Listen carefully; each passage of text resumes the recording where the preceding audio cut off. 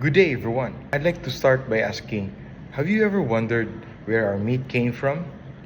The process and the manner it underwent from muscle to meat? Was it even hygienically prepared?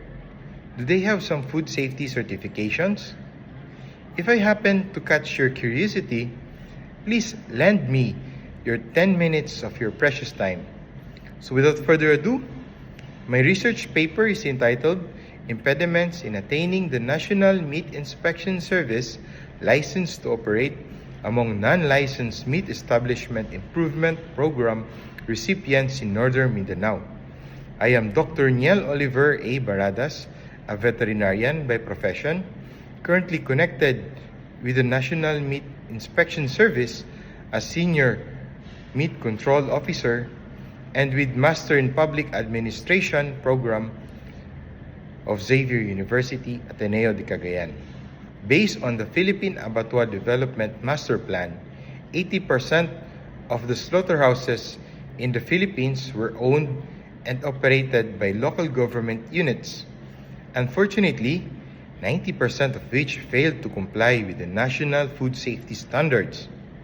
A study of Bisana et al. 2020 stated that many food animals were slaughtered in a dilapidated slaughterhouses. Just to caution everyone, the following pictures are for educational purpose only. No intention of shaming the slaughterhouses. The following pictures are some of the slaughterhouses' problematic areas that need interventions. Please take note that some of these pictures are no longer functional, luckily. The first picture is a slaughterhouse. It has no gate or door, so anyone can easily gain access in and out of the establishment during operation.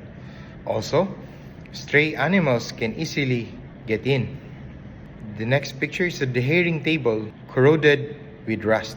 This picture is a very dilapidated slaughterhouse. Lastly, this picture shows a slaughterhouse. The deherring table is tiled, but unfortunately full of crevices and cracks where bacteria can lodge in. So this is where some of our lechons are slaughtered. So what is this Meat Establishment Improvement Program? Under Joint DA-DILG-DBM Memorandum Circular Number 1 Series of 2006, the goal of the program is to rehabilitate and improve the slaughterhouse. The recipient of the program is exclusive only local government units. It is a 50-50 cost-sharing scheme, 50% from the local government unit and another 50% from the NMIS or the National Meat Inspection Service Fund. Since the goal of the program is to improve the slaughterhouse, it is therefore necessary to have National Meat Inspection Service license to operate as AA category. In Northern Mindanao, it had 7 recipients, but only 3 of them had license to operate from NMIS at the time of the study. The goal of the study is to identify the reasons of delay in attaining the National Meat Inspection Service license to operate. From the schema of the study, we have to identify where there any problem in the completeness of MIEP construction, or is it in the management, the meat safety and quality assurance practices belong. Like the implementation of the national food safety standards such as the GMP and the SSOP. The study is a descriptive type of research. The participants were purposefully identified such as the slaughterhouse master, economic enterprise, and the city veterinarian, where they have the first-hand experience of the program. The participants are then interviewed using open-ended questionnaire, and right after the interview or when the start of the slaughtering operation, the available NMIS Meat Safety Quality Assurance Auditor will evaluate the slaughterhouse using the Meat Establishment Enhanced Evaluation Checklist or the MEEC. Please take note that this checklist has a passing score of 70. For the profile of the respondent slaughterhouses, in this figure, Slaughterhouse 1, 3, and 4 wherein 50-50 cost sharing, which I mentioned earlier. But Slaughterhouse 2 is an exception since they were under special consideration, wherein the 50 million grant came from NMIS. As a continuation, Table 1 comparison of the year started, the project, and the present status. Please take note that all the programs were fully turned over to recipients and were all functional, meaning the recipients are using these slaughterhouses. So as you can see, for Slaughterhouse 1, it took them 13 years for the duration. Slaughterhouse 2 only took them 2 years, and now they attained the NMIS license to operate. For Slaughterhouse 3, it took them 10 years to acquire NMIS license to operate. And for Slaughterhouse 4, it took them 11 and still no license to operate. For the mean, it is 9. And as you can see, that 9 is too long just to attain a certification. Does the present status of the slaughterhouse operation pass the minimum NMIS requirements? Based on the table 4.1, the results of the Meat Establishment Enhanced Evaluation Checklist, as you can see, there are two respondents having a very high score, that is Slaughterhouse 1 and Slaughterhouse 3.